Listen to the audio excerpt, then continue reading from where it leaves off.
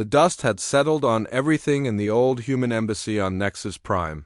Ambassador Cathara walked through the empty halls where human voices once filled the air with debate and laughter. Her forearms hung loose at her sides as she moved. Past the conference rooms that had been silent for 15 long years, the museum guide followed her quietly. He was young and had never seen a living human. To him they were just stories from the history books. Ancient photos lined the walls showing humans shaking hands with alien diplomats and signing peace treaties. The guide spoke in hushed tones about the great disappearance, but Cathara barely listened. She had been there.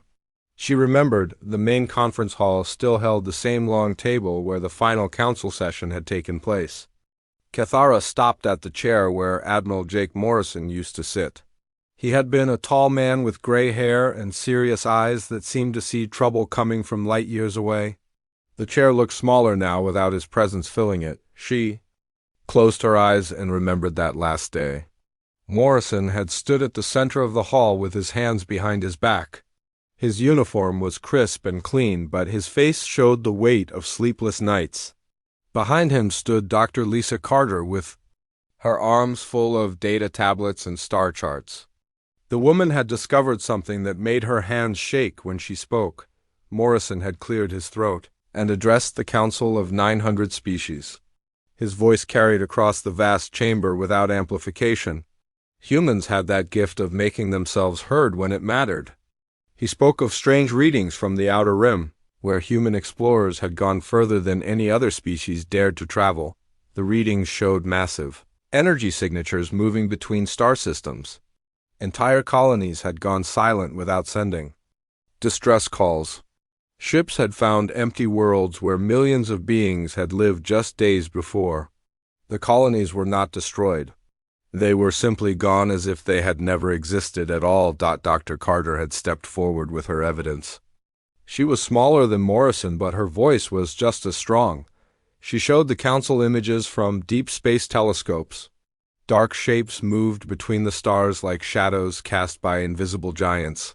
The shapes were too big to be ships and too organized to be natural phenomena. The council had listened with growing irritation. Chancellor Vexel of the Hegemony was the first to speak against the humans. His people had ruled the galaxy for thousands of years and did not like being told about threats they had not discovered first. He called the human evidence unreliable and their conclusions premature. Other council members agreed. The Andromedan delegates said humans always saw war where there was only cosmic dust. The Vorthan representatives claimed humans were trying to scare the council into giving them more military funding. One by one, the great species of the galaxy dismissed the warnings as human fear and paranoia. Morrison had remained calm through it all. He asked for permission to send joint exploration fleets to investigate the threat. The council refused. He requested emergency protocols to protect outer colonies. The council said there was no emergency. He begged them to at least warn the civilian populations in the Outer Rim territories. The council called this proposal an act of warmongering. Dr. Carter had tried one last time. She showed them calculations that made Cathara's blood run cold. Even now, the threat was not random. It was systematic and intelligent. Whatever was consuming the outer colonies was learning and growing stronger with each attack. At its current rate of expansion, it would reach the inner systems within 5 years. The vote was called. 847 species voted to censure humanity for disrupting galactic peace. Only the small Kree delegation supported the human position. Even Cathara's own people had voted against the humans. Though she had tried to change their minds, Morrison had accepted the vote. Without anger, he gathered his papers and stood to leave. Dr. Carter followed him toward the exit, but stopped at the door. She turned back to address the council one final time. Her words still echoed in Cathara's memory. 15 years later, the human scientist had said the galaxy would remember this day. Not because of what the council had decided, but because of what would happen next. She said humanity had offered partnership and been given rejection. They had offered knowledge and been given suspicion. They had offered protection and been called WRMONGERS. Dr. Carter's final words were simple. Humanity would not force their help on people who did not want it. They would find their own way to face the coming darkness.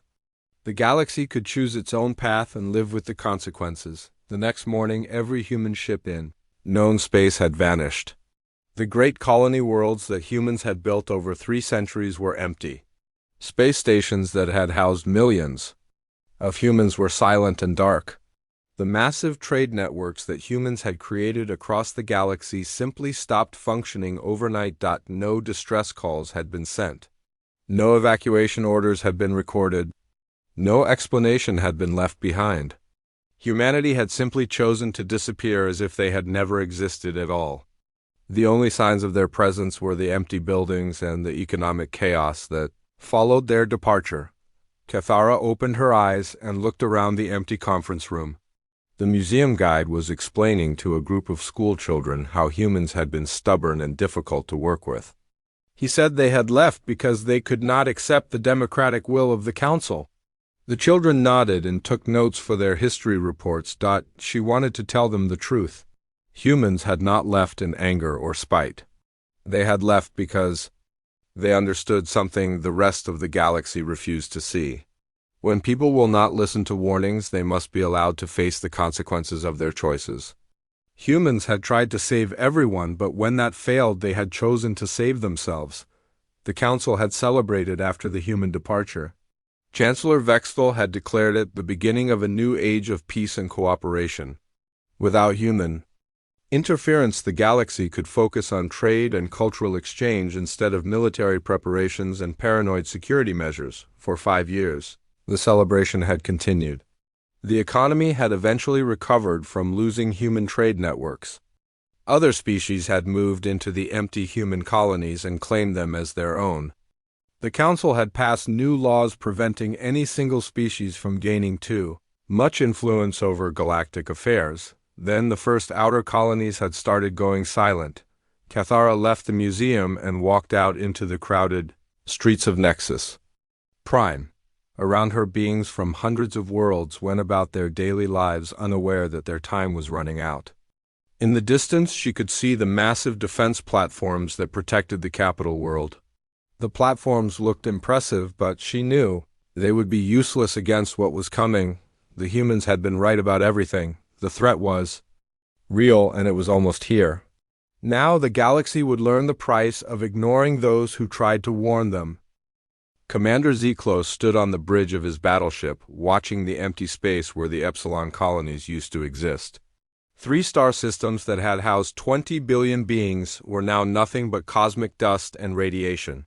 The debris field stretched for millions of kilometers in all directions, but there were no bodies and no wreckage that made sense. His crew worked quietly at their stations, running scans and taking measurements. They had been searching for survivors for 6 hours, but found nothing that resembled life. The planets were gone. The space stations were gone. Even the asteroids and moons had been reduced to their basic elements and scattered into the void. Lieutenant Kara approached him with a data tablet. She was young, and this was her first major assignment. Her hands trembled slightly as she handed him the report. The readings showed that the destruction had taken less than 4 hours from start to finish. Something had systematically consumed 3 entire solar systems in the time it took most ships to travel between planets. Zeklos read the report twice before he understood what it meant. The energy signatures matched the warnings that the humans had given to the Council 5 years ago. The patterns of destruction were exactly what Dr. Lisa Carter had predicted in her final presentation. The threat that the Council had dismissed as human. Paranoia was real, and it was here. The commander opened a communication channel to the Andromedan Defense Fleet headquarters. Admiral Quinder appeared on the screen looking tired and worried. Behind him, Zeklos could see dozens of staff officers working frantically at their stations. Reports were coming in from across the galaxy about similar attacks on outer colonies. Admiral Quinder listened to the report from Epsilon without interruption. When Zeklos finished describing the complete destruction, the Admiral was quiet for a long moment. Then he asked the question that had been haunting them both. Where were the humans now, and did they know this was happening? The search for humanity had begun 3 months ago when the first colonies started going silent. Deep space reconnaissance ships had been sent to every system where humans were known to have explored. They found empty space and ancient ruins, but no sign of where humanity had gone. The humans had hidden themselves well and left no trail to follow. Dr. Nina Torres worked alone in her laboratory on Nexus Prime. She was the only human scientist who had remained in council space when her people disappeared. She had been visiting her sister on a research station when the exodus happened and had chosen to stay behind to continue her work. Now, she was the only human the council could consult about the growing threat. Nina studied the data from Epsilon and felt her heart sink. The destruction patterns were identical to what her colleague Dr. Carter had discovered in the Outer Rim 5 years ago. The enemy was using some kind of matter conversion technology that broke down everything it touched and used the raw materials to build more of itself. She called the enemy the Devourers because they consumed everything in their path. They were not a natural phenomenon or a cosmic disaster. They were intelligent and deliberate in their attacks. They learned from each encounter and adapted their methods to be more efficient. What had taken them days to accomplish in the Outer Rim now took them hours. The worst part was that the Devourers seemed to be drawn to large populations and advanced technology. The outer colonies had been small and lightly defended, but the inner systems had billions of inhabitants and powerful defensive networks. If the Devourers continued to grow stronger, they would eventually target the core worlds where most galactic civilization lived. Nina tried to contact other human settlements outside council space, but her messages disappeared into the void without response. Either the humans were too far away to receive her signals, or they were deliberately maintaining communication silence.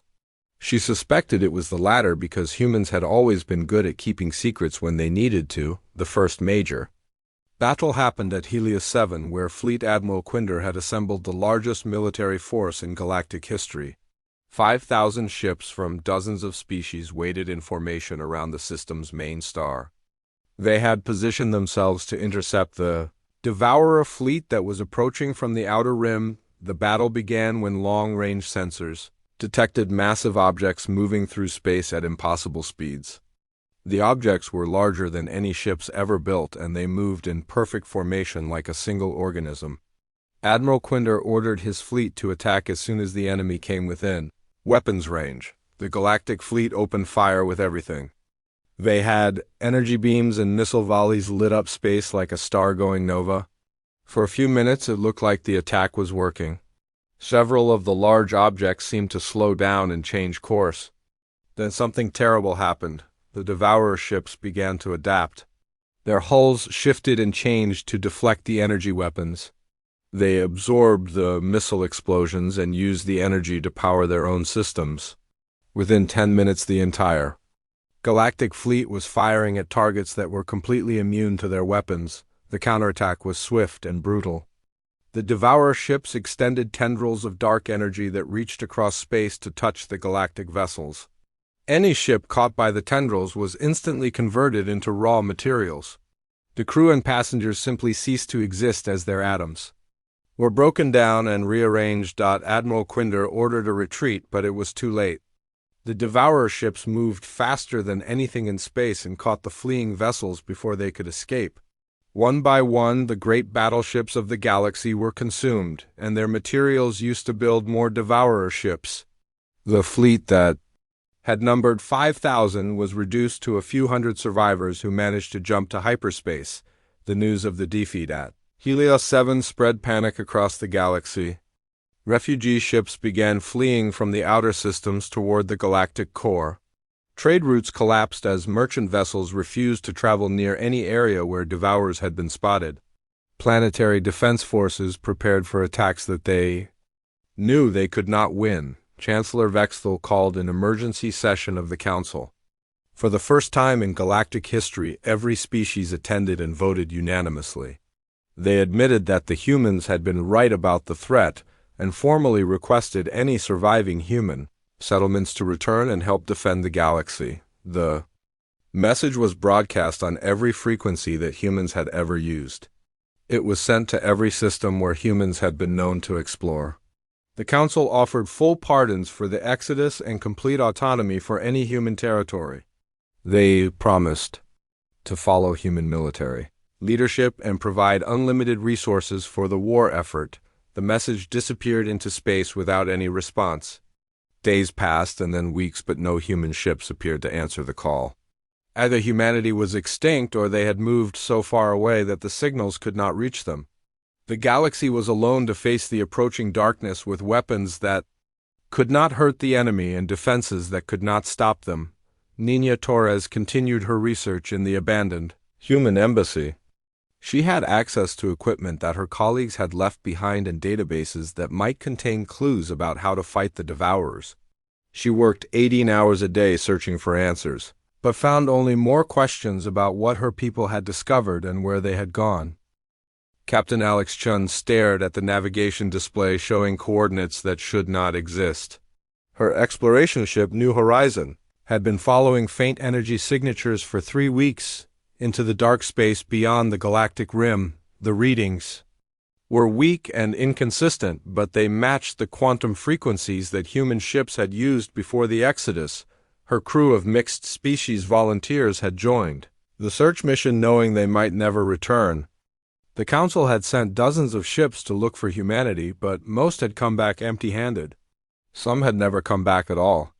The void beyond known space was dangerous and full of things that did not want to be found. The energy signatures led them past the last mapped star systems into regions where no galactic civilization had ever traveled. Ancient debris fields drifted between dead stars that had burned out billions of years ago.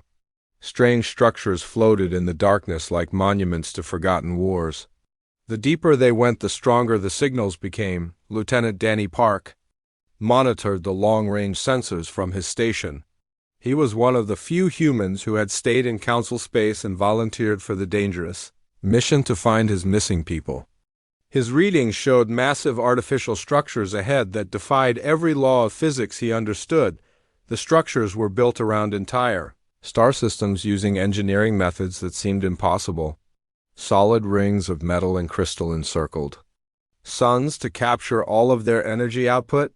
Massive space habitats hung in perfect formation between planets like pearls on an invisible string. The construction spanned light years and must have taken decades to complete. Captain Chen ordered the ship to approach slowly with all weapons powered down and communication channels open. She broadcast standard greeting protocols in every language. The galaxy knew, including old human dialects that had not been heard for 15 years. For a long time there was only silence from the vast structures ahead. Then a voice answered in perfect English with an accent that Chun recognized as North American. The speaker identified himself as traffic control and asked for the ship's purpose in restricted space. Chun explained that they were searching for humanity on behalf of the Galactic Council and requested permission to approach. The response was immediate and unexpected. Traffic control laughed and said they had been expecting Council ships to arrive. Eventually, he gave them coordinates for a docking facility and warned them to follow the flight path exactly or automated defenses would destroy them.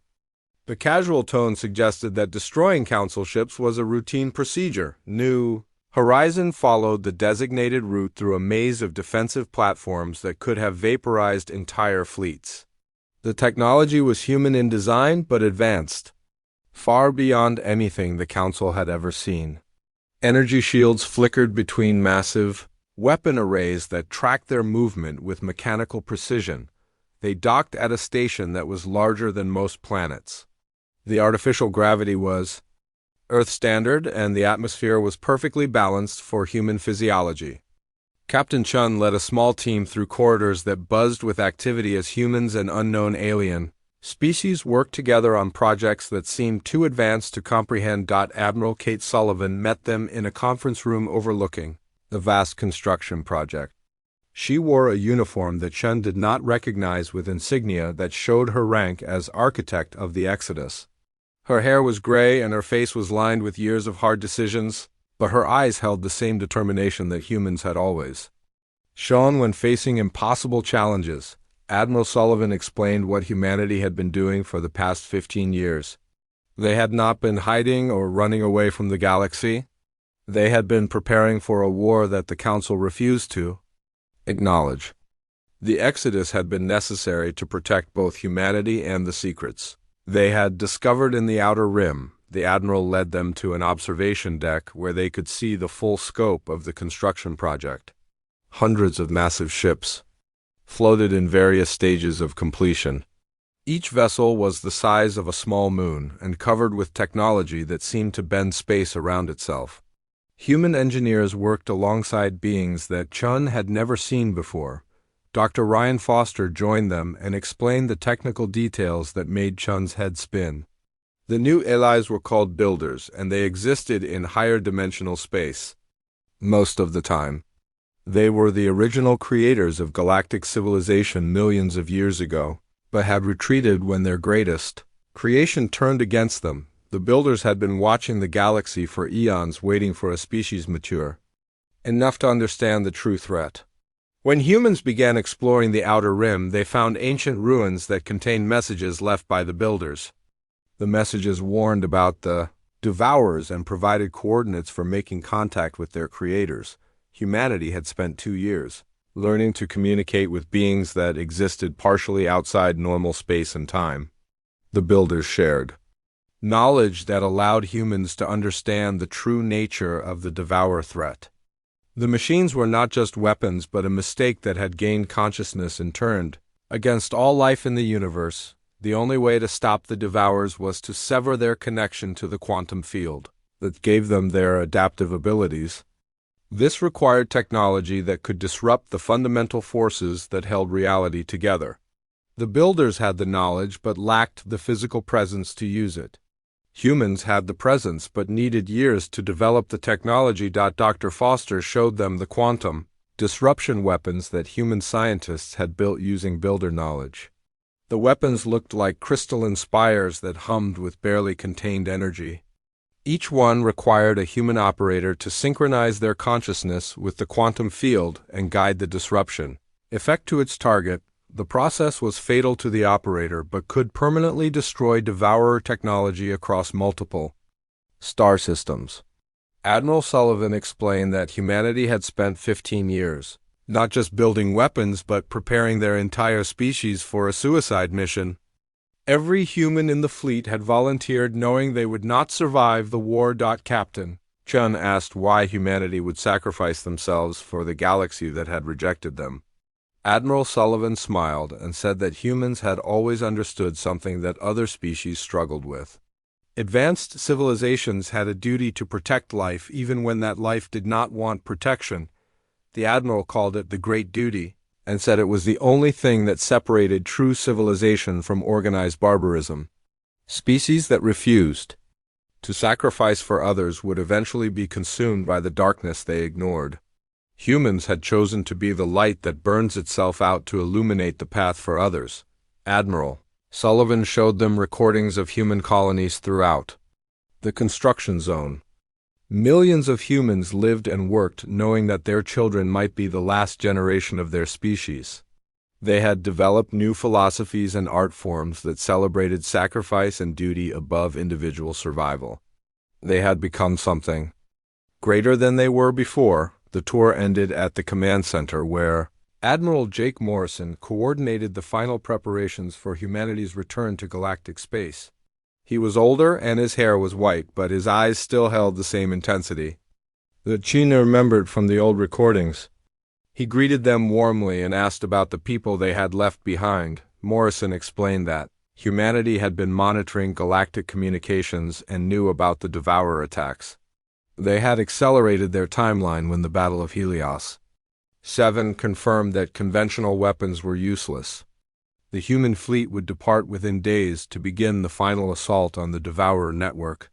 Captain Chun begged them to reconsider and find another solution that did not require human extinction.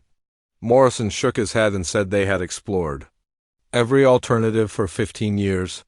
The Builders had confirmed that only total sacrifice could break the quantum connection that made the Devourers unstoppable. The Admiral asked Chun to carry a message back to the Council. Humanity forgave them for their rejection and understood the fear that had driven their decisions. The galaxy would survive and grow stronger because of what was about to happen.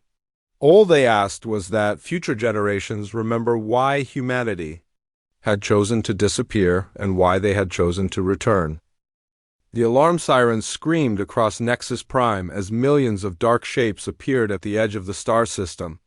The Devourer fleet had finally reached the galactic core, and their numbers were beyond counting. Each ship was the size of a moon, and they moved in perfect formation like a single organism bent on consuming everything in their path. Captain Sam Williams stood on the bridge of the flagship, Redemption, watching the enemy fleet through the viewport. His ship emerged from hyperspace along with thousands of other human vessels that had traveled from beyond the galactic rim. The human fleet looked tiny compared to the Devourer armada, but each ship carried weapons that could tear holes in reality itself. The human ships were different from anything the galaxy had ever seen. Their hulls were covered with crystalline spires that hummed with quantum energy and inscribed with the names of every human who had volunteered for the mission. The vessels looked more like floating cathedrals than warships, and they moved with the grace of beings who had already accepted their fate. Dr. Elena Rodriguez worked frantically at her control station, coordinating the quantum strike patterns. Her husband, Commander Tony Rodriguez, led fighter squadrons that buzzed around the larger ships like protective insects. Their daughter Amy watched from one of the evacuation vessels, knowing she might be witnessing the last battle her species would ever fight. The Council fleet had formed defensive lines around the inner planets, but everyone knew their weapons were useless against the Devourers. Admiral Quinder had positioned his ships to provide cover for civilian evacuations rather than engage the enemy directly. The real fighting would be done by humans using technology that no other species could operate. Captain Williams opened communication channels to address both the human fleet and the galaxy they had come to save. His voice carried across space to reach every ship and every listening post in the system. He spoke simply about duty and sacrifice, and the choice that every human had made to return to a galaxy that had rejected them. The first wave of Devourer ships reached the outer defensive line and began their systematic consumption of everything they encountered. Council vessels disappeared in flashes of dark energy as they were converted into raw materials for more enemy ships. The defensive platforms around each planet lasted only minutes before being absorbed into the growing Devourer fleet. Human ships moved forward to engage the enemy using tactics that seemed impossible.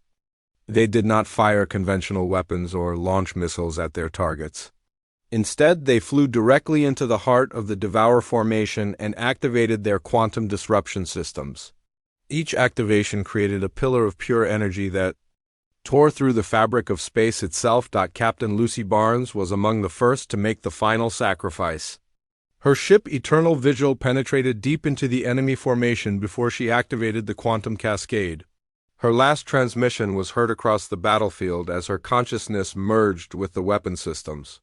She spoke about remembering why humanity had left and why they had chosen to return. The quantum cascade began to spread through the Devourer network. Ships that had seemed indestructible started to flicker and fade as their connection to the quantum field was severed. The ancient machine intelligence that controlled them screamed across dimensional boundaries as parts of its consciousness were torn away by the human weapons. Dr. Rodriguez watched her instruments as the quantum disruptions created chain reactions throughout the enemy fleet. Each human sacrifice weakened the Devourer network and made the next strike more effective. The machines tried to adapt to the new threat but found themselves unable to counter weapons that operated outside normal physics. Commander Rodriguez led his fighter squadron in desperate holding actions to protect the larger human ships as they made their final approaches. His small vessels were not equipped with quantum weapons, but they could buy precious seconds for the bigger ships to complete their missions. He spoke constantly to his wife over the communication link until the moment his fighter was consumed by Devourer fire. The battle became a test of will rather than military strength. Humans flew their ships into certain death while knowing that each sacrifice brought them closer to victory. The Devourer fleet numbered in the millions, but their network was breaking down as quantum disruption severed the connections that bound them together. Amy Rodriguez watched her parents die within minutes of each other and felt the weight of being possibly the last child her species would ever have. The evacuation ships carried only a few thousand humans who had been selected to preserve some remnant of their civilization. She pressed her face against the viewport and tried to memorize every detail of the battle that was ending her people's existence. The Devourer fleet began to change tactics as their network degraded. Individual ships started acting independently, instead of as part of a unified intelligence. Some turned on each other while others fled toward deep space. The ancient machine consciousness was fragmenting as human. Quantum weapons destroyed the pathways that held it together. Admiral Jake Morrison coordinated the final phase of the battle from his command ship Last Stand. His white hair and lined face showed the weight of leading humanity's extinction, but his voice remained steady as he guided the remaining ships toward their targets.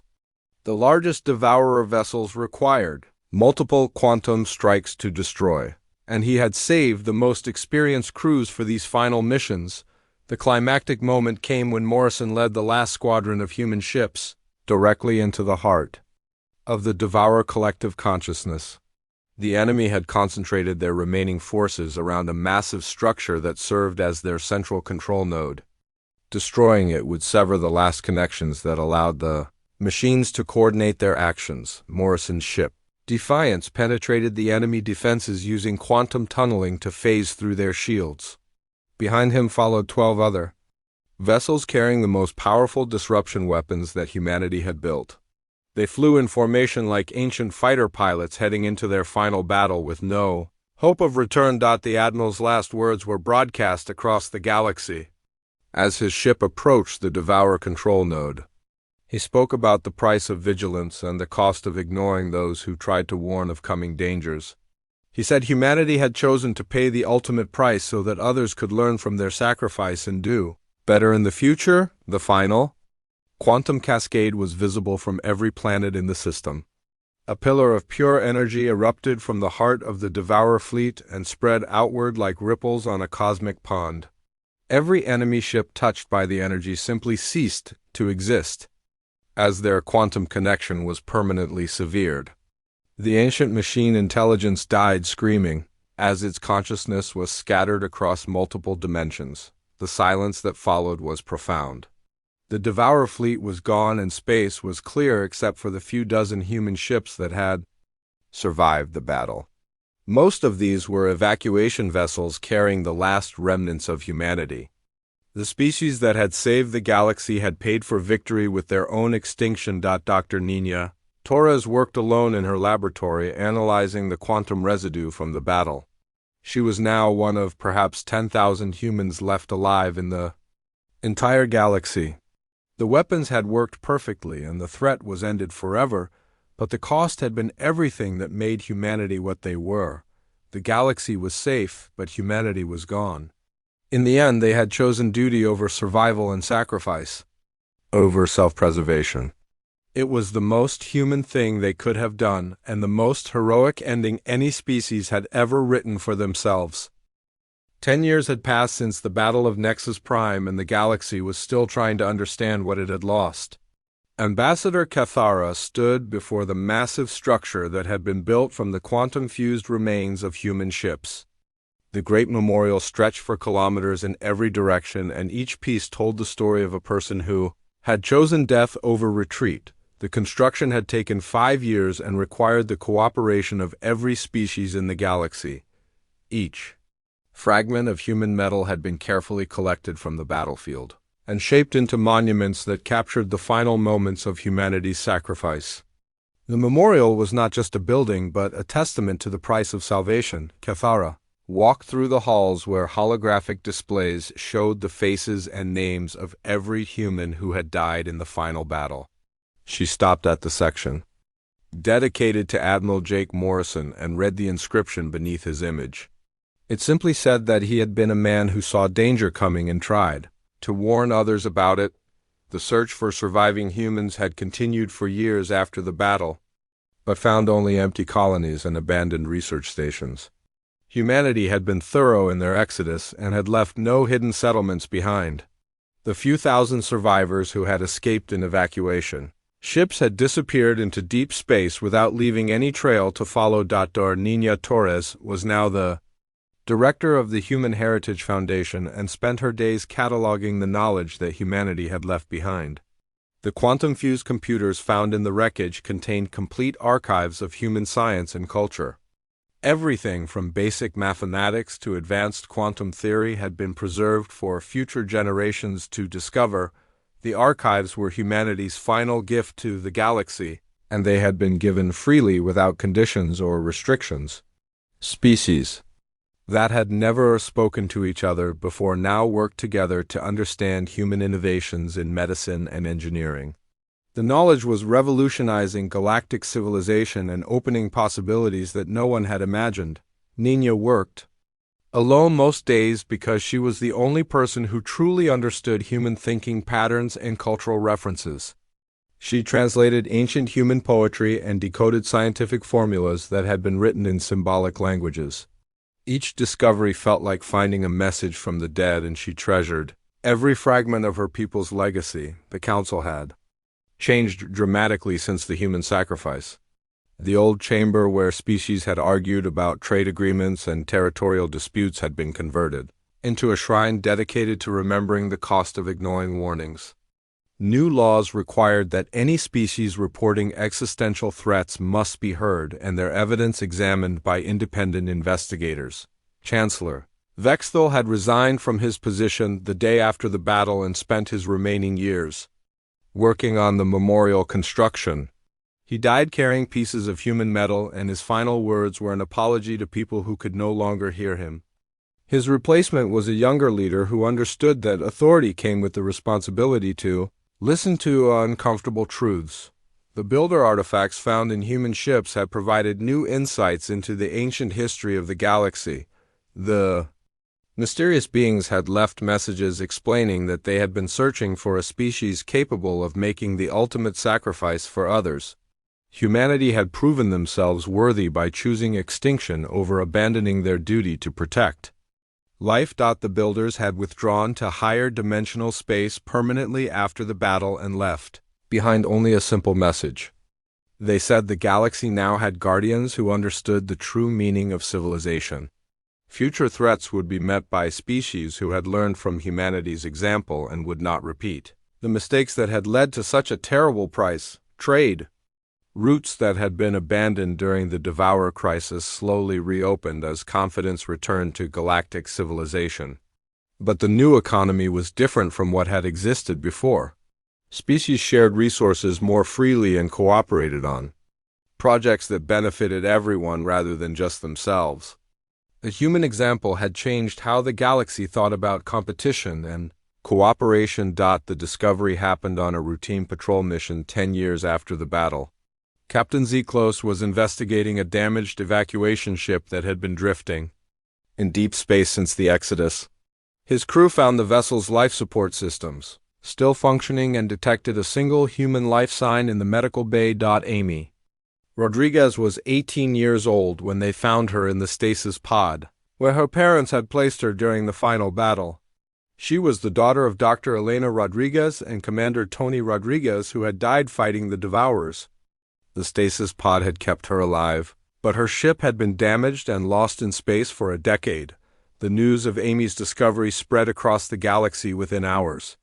She was possibly the last human child in existence and certainly the youngest survivor of her species. The council voted unanimously to grant her the title of Speaker for the Lost and give her voice equal authority to any planetary government. Amy's first appearance before the council was broadcast to every world in the galaxy.